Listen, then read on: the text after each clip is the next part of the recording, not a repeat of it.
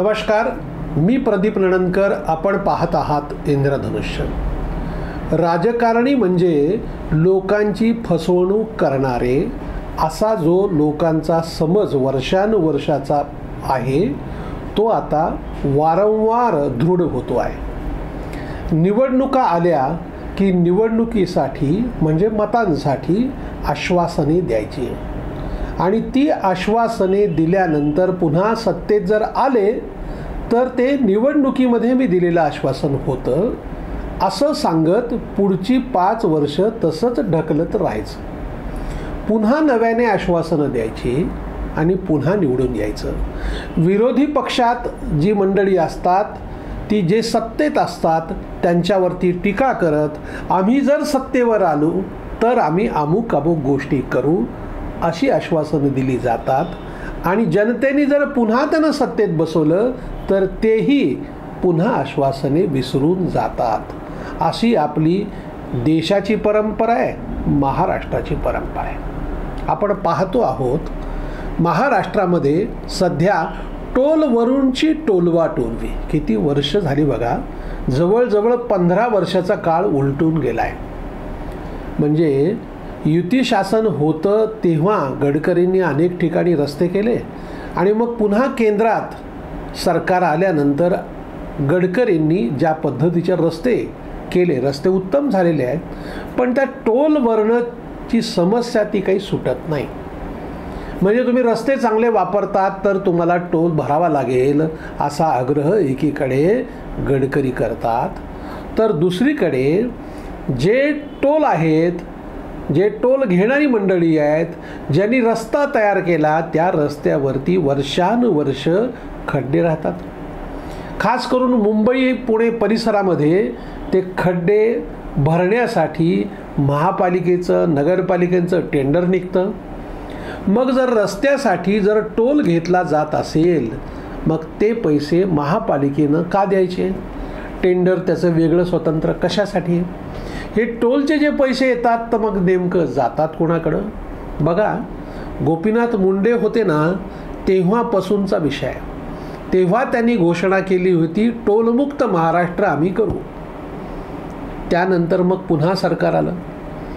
जे सरकार आलं फडणवीस सरकार, तेव्हा उद्धव ठाकरे होतेच ना सोबत. त्या 5 वर्षामध्ये टोलमुक्ती मिळाली नाही. त्याच्यानंतर महाविकास आघाडी सरकार आलं तेव्हाही टोलमुक्ती मिळाली नाही.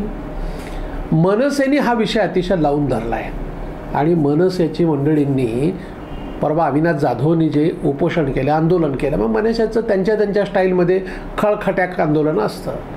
मग कधी अमित ठाकरे तिकडनं गेले, मग अडवलं वगैरे, मग पुन्हा हे काय दादागिरी आहे का, हे कुठला आहे, तुम्ही अशी कशी दादागिरी करता, अशी भाषा एकीकडे वापरली जाते. आता काय व्हायलं आहे की कोणीच काही करत नाही म्हणलं की माणसं त्रागापोटी असे करतात आणि त्यामुळं राज ठाकरे ज्या पद्धतीने वागतात त्याचं समर्थन जरी करता येत नसलं तरी माणूस त्रागापोटी काय करेल? तुम्ही जनतेला एकदम मूर्खच बनवत असाल सातत्याने तर मग कधीतरी हा त्रागा बाहेर पडेल की नाही? बघा, देवेंद्र फडणवीसनी परवाच काय सांगितलं की त्याची राज ठाकरेंनी क्लिप दाखवली. कुठे आहे म्हणाले? नाहीच आहे टोल. कोणाला नाही आहे टोल?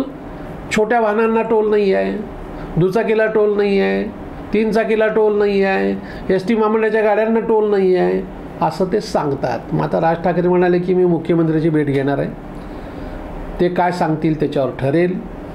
मग आता आमची मंडळी आपोआप तुम्ही जर खरंच घेणार नसाल, तुम्ही जर खरं बोलला असाल तर आमचे तिकडे बघतील बाबा किती मग आता त्या 4 व्हीलरला पैसे घेतात का नाही आहेत. हे जे वर्षानुवर्ष चाललंय ना, एकदा जाहीरपणे लोकांच्या समोर खरं बोललं पाहिजे. राजकारणी हे खरेही बोलतात असा प्रत्यय जनतेला आला पाहिजे.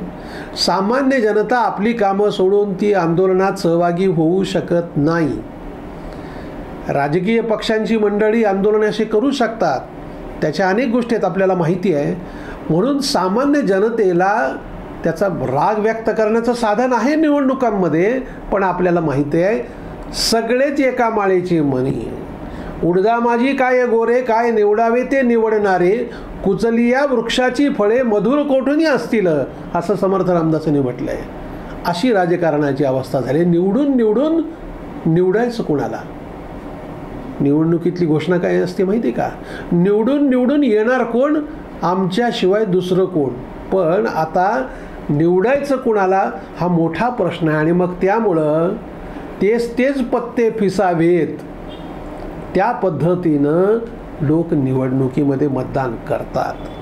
दुर्दैवाने व आमच्याशिवाय कोण आहे यांना, आमच्यापैकीच कोणाला तरी निवडावं लागेल ना, अशा भावनेतून राजकारणी मंडळी जनतेकडे बघतात आणि एकदा निवडून आल्यानंतर जनतेला खिशात घालतात. आम्ही तुमची मतं फुकट घेतली नाहीत, पैसे देऊन मतं घेतलेली आहेत. आणि जे पैसे देऊन मतं घेतलेली आहेत, ज्यांनी मतं अशी दिली त्यांना बोलण्याचा काही अधिकार नाही. तुमचा अधिकारच हिरावून घेतला आहे. आता ज्यांनी पैसे न देता मतदान केले त्या मंडळीत ही हिंमतच नाही ना बोलण्याची. दुर्दैवाने या सगळ्या विषयामध्ये लोक समोर येत नाहीत. त्याची कारणं वेगवेगळी आहेत. तो अजून एक स्वतंत्र आणि मोठा विषय आहे. पण आत्ता राज ठाकरेंनी उचललेले मुद्दे, त्याला समर्थन किती मिळतं, त्यांना मतं किती पडतात, ही बाब गौण आहे. पण त्यांनी उचललेले मुद्दे मात्र रास्त आहेत आणि त्याचं खरंखुरं उत्तर जनतेला दिलं गेलं पाहिजे आणि त्याची अंमलबजावणी झाली पाहिजे, एवढं मात्र नक्की. राजकारण्यांनी कधीतरी टोलवाटोलवी आम्ही करत नाहीत, आम्ही खरंही बोलतो, हे एकदा सिद्ध करायला पाहिजे. धन्यवाद. आपल्याला हा जर व्हिडिओ आवडला असेल तर तो लाईक करा, फॉरवर्ड करा व सबस्क्राईब करा.